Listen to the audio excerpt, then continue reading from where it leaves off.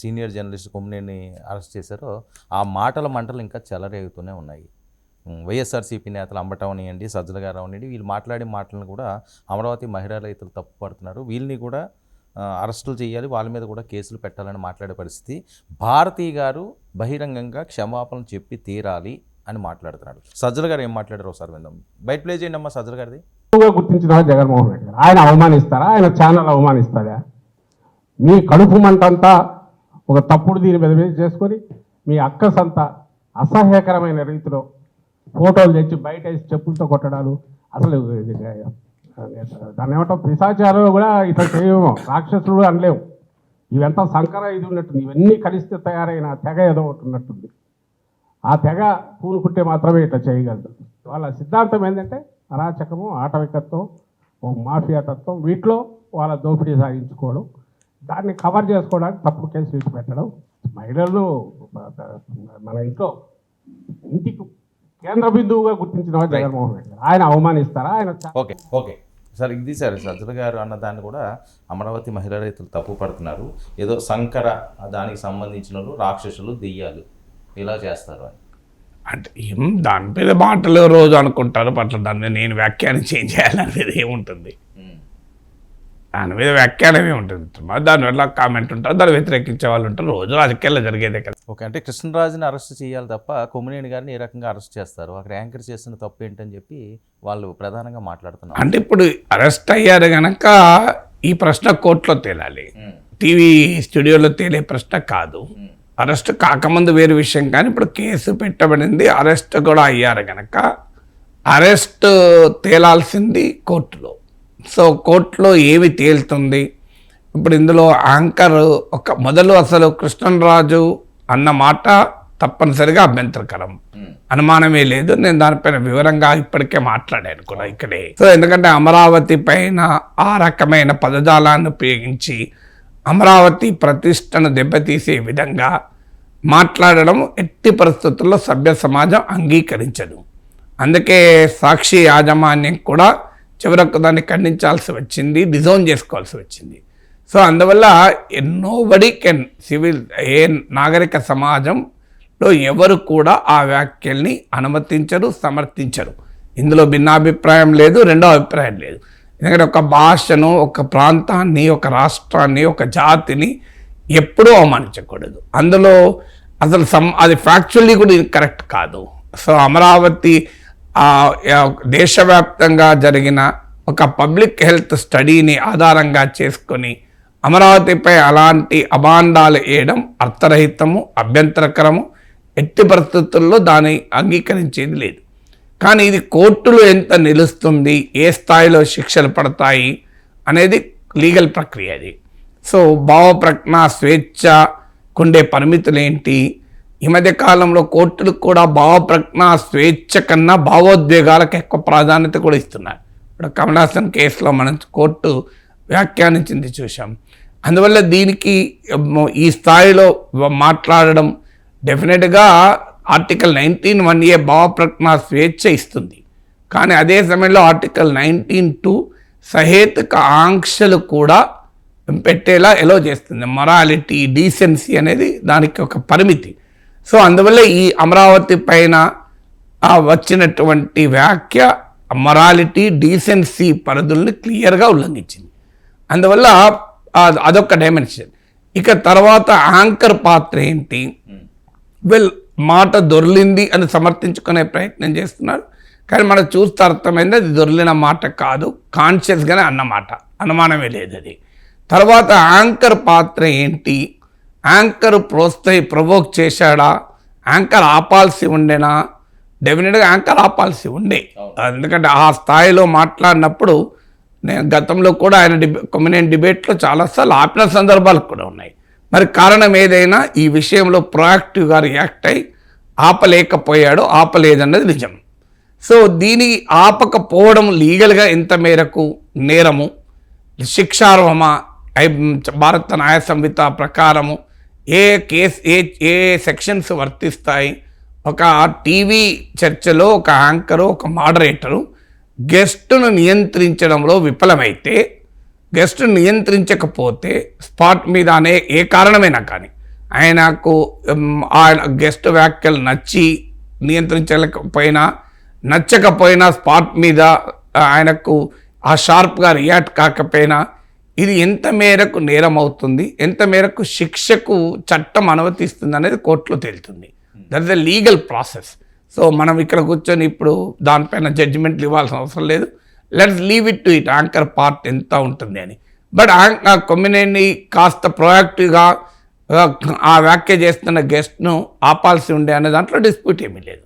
So ఇక అయితే ఇప్పుడు కొమ్మినేనిపై కానీ సాక్షిపై కానీ వస్తున్నటువంటి ఆ వ్యతిరేకత కేవలము ఆ పర్టిక్యులర్ ఎపిసోడు పర్టిక్యులర్ కామెంట్ వల్లనే నేను అనుకోను.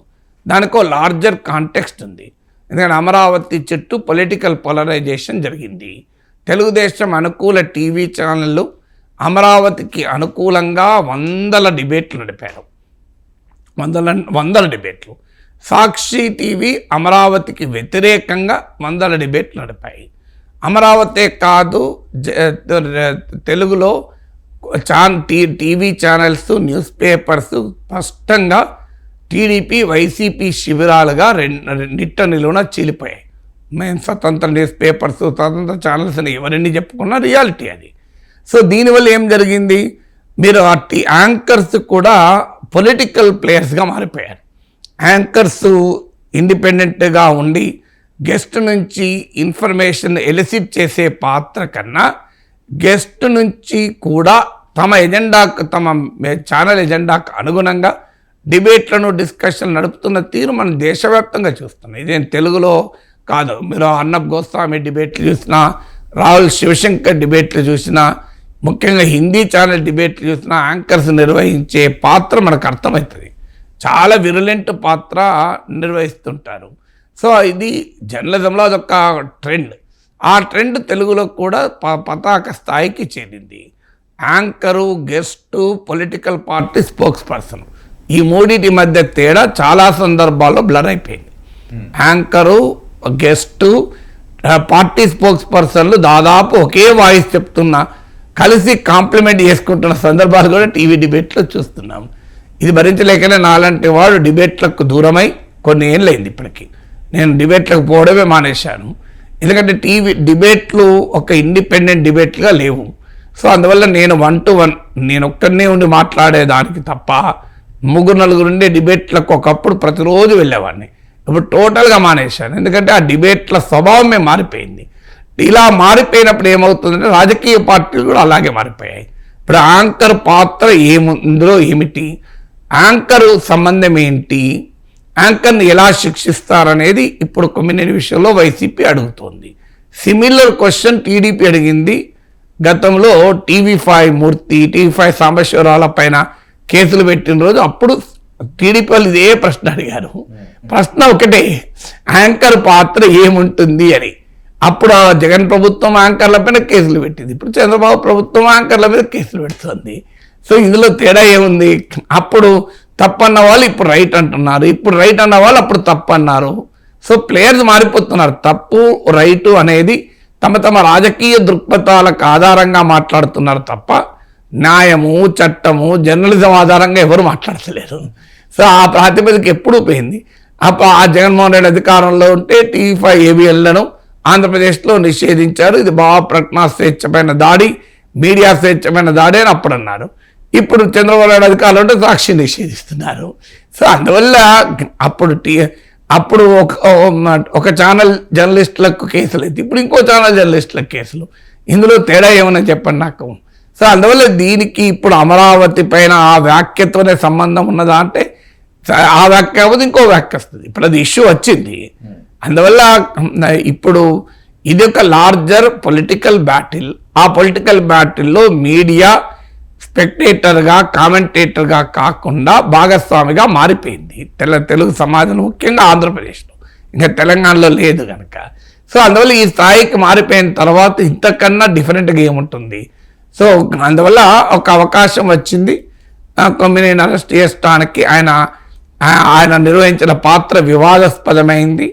సో అందువల్ల ఆయనను అరెస్ట్ చేయడానికి అవకాశం కొరకు చూస్తున్నప్పుడు సహజంగా అరెస్ట్ అవుతారు కదా. సో అది కోర్టులో తేలుతుంది, అది ఎంత మేర నిలబడుతుంది అని. ఇది ఏదో యావజ్జీవ జైలు శిక్షలో లేకుంటే ఇంకేదో పెద్ద శిక్షలు పడతాయని నేను అనుకోను. So but process is the punishment. So ఈ ప్రక్రియ అయితే అవుతుంది.